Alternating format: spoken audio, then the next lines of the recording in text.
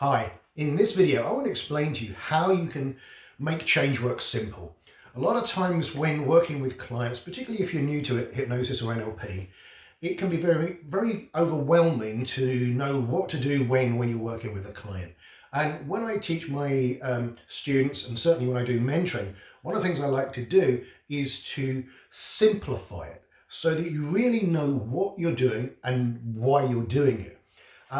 Because otherwise what can often happen is people then fall back on the use of scripts. And if you just throw a script at a problem, it's probably not going to work all that well. And there's a number of reasons why, and I don't want to go into that right now because I've covered it so many times in the past. So what I want to explain is how to make change work simple, so that you know what you're doing and when. So let's look at that. Now, when a client comes in, and I don't want to confuse it by saying about whatever condition. So let's just have the condition is called X, because so many people get caught up in the content. And if I was to say, oh, if someone comes in with anxiety and explain how to do it with anxiety, you'd probably think, well, that works with anxiety, but what about this condition? Well, this is why I'm going to call it X. So we get that out of the way. Now, client comes in and they're having experience X.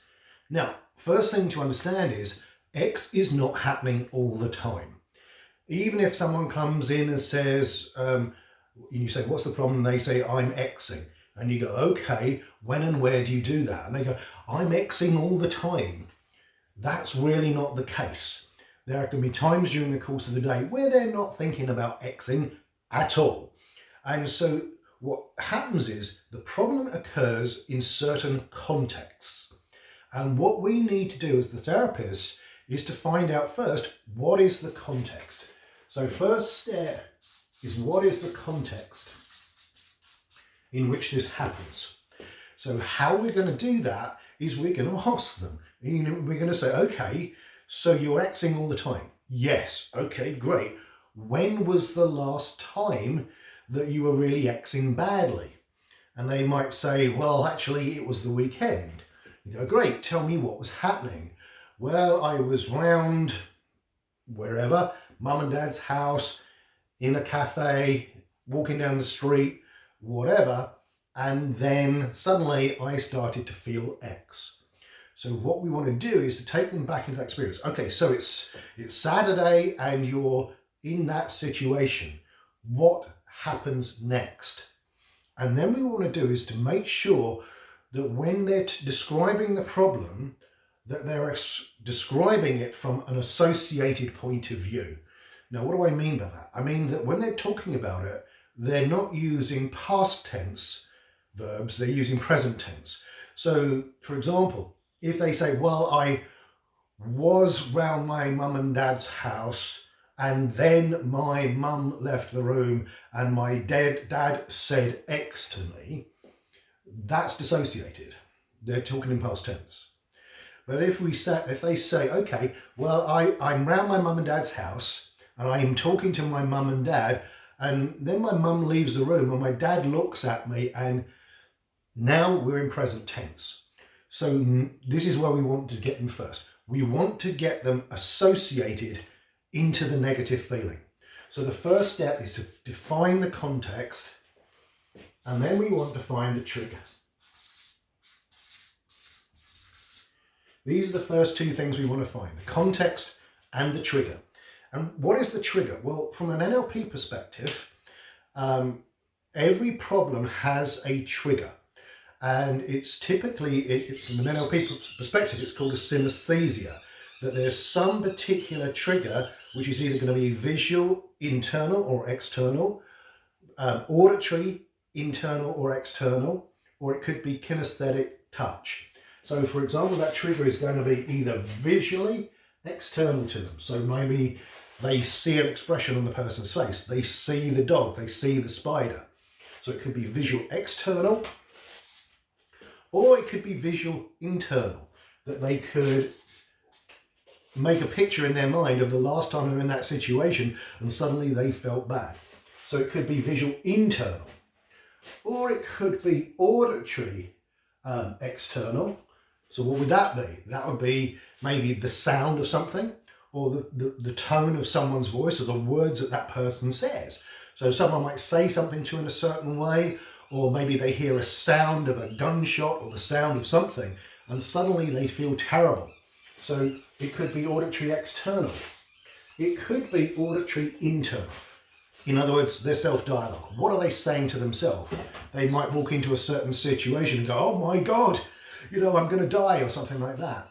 So what we want to do, this is the key part, is to find out what is the trigger. It could be kinesthetic external, so it could be someone touching them in a certain way, or the feel of something that makes them feel bad. But typically what's going to be happening is a synesthesia. So it's either going to be a VK synesthesia, so it's either see something, feel bad, auditory synesthesia, hear something, feel bad, or it could be feel something, feel bad. On odd occasions, it could be the sense of smell, so olfactory. Very, very rarely is it going to be the other sense of taste. Most of the problems are going to be these two here. Now, if you get this is the hardest part of therapy. But what you're doing is you're going in with the precision of a surgeon, because you're wanting to find out exactly what the problem is and what's causing it. And this is how you do this, is just by asking questions. When does this happen? When was the last time it happened? Where were you? Okay, run me through this. And what you'll hear in either the description, or if those of you who are trained in NLP, you'll see eye movements, you'll notice something and you'll find that trigger. Then all you need to do, that's the hardest part. And so I'd even say to the client, do you realize you've just done the hardest part? And that kind of takes the pressure off. And so now you know what the context is, what the trigger is that makes them feel bad. So now we need to dissociate them from feeling bad and go, okay, how do you want to be instead? Like, if you could be any way in the world different from how you've been, how do you want to be? So what we want to do is to associate them to the resource.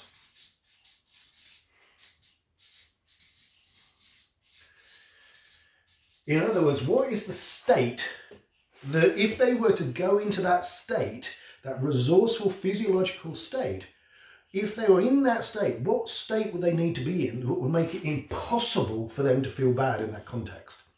Right? So we want to find out how they like to feel instead. Now, one of the things in NLP is they often ask the question, what do you want? Now, there's a real problem with asking the question, what do you want? Because most people reply with, I don't want to be Xing. And I'll often say to the client, okay, I want you to stop a minute. Imagine I'm an Uber driver and you get in the back of my cab and I say, where are we going? And you go, well, I don't want to be X. I don't want to be here. That hasn't given me a lot of information as to where we're going. And I sometimes explain that to the client so they get the idea that they need to have an outcome. So I will say to them, okay, how would you like to be instead? How would you like to be different from how you've been? And so what we want to do is to get the resource. Like, if you could be in any state at all that would make it impossible for you to feel bad in that situation, what would that be? And whatever they say, we're going to start making notes of it. And let's say they say, I want to feel Y, right? So the solution state is Y. Again, I'm just using a letter here not to confuse things. So you go, okay, what's it like when you feel Y? And they go, oh man, it feels awesome when I feel Y. Okay, now I'm going to write down the word awesome because that word is an anchor for their experience. So I'm going to write that down. And I go, okay, when you feel awesome, how does that feel in your body? How does your body feel? And they go, oh, well, I might feel really grounded. I feel energized. I'm going to write grounded, energized. So let's say at that point I've got awesome, grounded, energized. Now, here's the thing. People talk about anchoring. How do you do anchoring over Zoom? Those are the anchors. The word awesome, grounded, energized, they are anchors for them, for their experience. So we're going to feed them back to them. Okay, so you want to feel awesome and grounded and energized. What does it feel like when you feel awesome, grounded and energized? And they're going to go into this state. So what we're going to do then is pump this state up. Make that image bigger, brighter, really intensify. You know that feeling? Where does it start in your body? Does it start in your stomach, in your chest? Or you just like feel this feeling growing? Double it again. Now if we're doing hypnosis, really easy. You know, okay, as you feel awesome, grounded and energized, we can double this feeling. Double it again. Really intensify this feeling. Make the images bigger, brighter, really intensify these feelings. Now, as a side, yes, I use tonality like that. We need to use all our non-verbal communication to elicit these states. None of this monotone hypnosis voice. We want to use our tonality. So we're going to take those words, and then what we're going to do is going to associate that state to the context. So we take them back to there, to the context. So this is what we're going to do now. So we can do this either if you're doing NLP, we can do this conversationally, or we can do it in hypnosis. So if we're doing it in hypnosis, we induce hypnosis. We then say, okay, now I want you to imagine yourself in that situation. And suddenly you're going into that situation. And now suddenly you start to feel awesome, grounded and energized. And you feel this surge in your body. Just imagine what it would feel like to feel this awesome, grounded, energized feeling now. As you feel this feeling start to come in your body, just nod your head, yes, great, double it again. Really intensify these positive, wonderful, wonderful feelings. That's it. Great, imagine it. Now we can stack the deck even more. We can use visualization and say, okay, this awesome, grounded, energized feeling. If this feeling were a color, what would it be? And they might go, it's red. Great. Imagine a big ball of red energy above the top of your head. And every time you breathe in, this red energy comes into your body. It flows into your body like water filling up a jug, like hot air or helium filling up a balloon now. Imagine every single cell of your body now becoming awesome, grounded and energized, and really feel these wonderful feelings coming in really, really strong. That's it. Double it again. Really intensify these good feelings. And I want you to lock these feelings in. I want you to lock these feelings in so solidly, so forcefully, so forcefully into your body that there's no force in the universe that could turn them off or take them away. And when you know that you've done this, I want you to check. I want you to try to turn it off. Try to take it away. And notice what happens when you try. You can't do it, can you? Oh no, that means you're going to be stuck feeling awesome, grounded and energized. And as this feeling gets stronger and stronger, I want you to imagine yourself now going into this context and notice how this feels. Notice how this is feeling different. That's it. I want you to try and bring back some of the old negative feeling. What happens as you try? Can't do it. Good. Now imagine another situation in your future, which if it would have happened in the past, you would have responded in that old way. What happens now as you feel awesome, grounded and energized? I feel great. So now what we're going to do is future pace it. And we're going to do 2, 3, 4, 5 times of taking them out to future context where in the past they would have felt the old way. It's always a good idea to use past tense when we're describing things like that. We should imagine going out into the future to a time which, if it would have happened in the past, you would have responded in that old way. And what happens now? So we're taking these really powerful feelings into the future. And what that will do is it will pick up all the other triggers that are going on there. So we're really intensifying it, and we're going to keep going and going and going. And we might ask them, okay, so are there any other contexts where this occurs? Yeah, okay, imagine yourself going into that. Now this is so easy to do because that's it on there. You don't need to be learning any strange language patterns, or you don't certainly need to be reading any script, because this is the other thing that's the problem with a script. A generic script cannot possibly know ahead of time what the context is where the problem occurs. It cannot possibly ahead of time know what the trigger is. That's specific to your client in front of you. It cannot know what these words are. You will never get the same sort of level of change using a script as you'll get from working with the actual client using their context, their trigger, and their keywords. And so this is something that you can use in virtually every situation, because most problems, when a client comes in, it's going to be this simple equation. When X happens, client feels Y. That's it. Most of the problems that will come into your office will be some version of when X, client feels Y. So we need to find out what the X is, what the Y is, what's the trigger, and then go, right, okay, that's the problem. We can't change X. That's happening outside.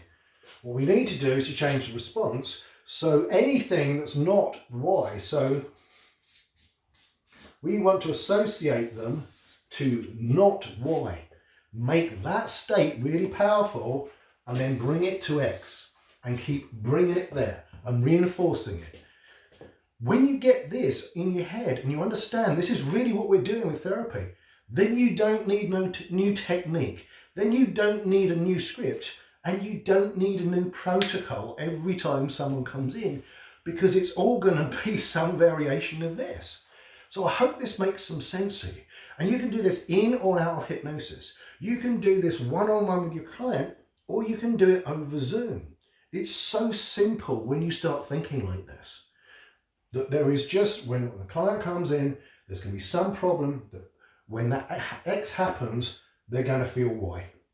And when you find what that is, all you need to do is to find what is the state that, if they were to go into that, would make it impossible for them to feel bad in that situation, and give it to them. And repeat it and repeat it and repeat it. Condition it in, job done. So this is really how you can create change without a protocol, without a specific technique, certainly without a script.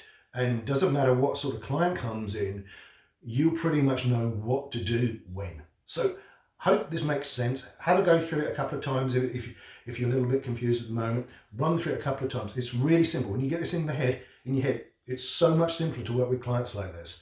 And you don't need to be preparing scripts the week before or anything like that, because you're not going to know what those situations are.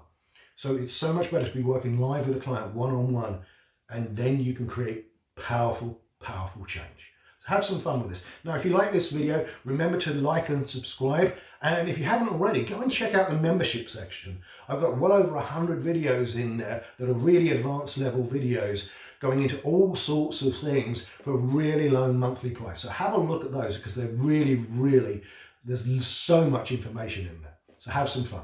See you soon.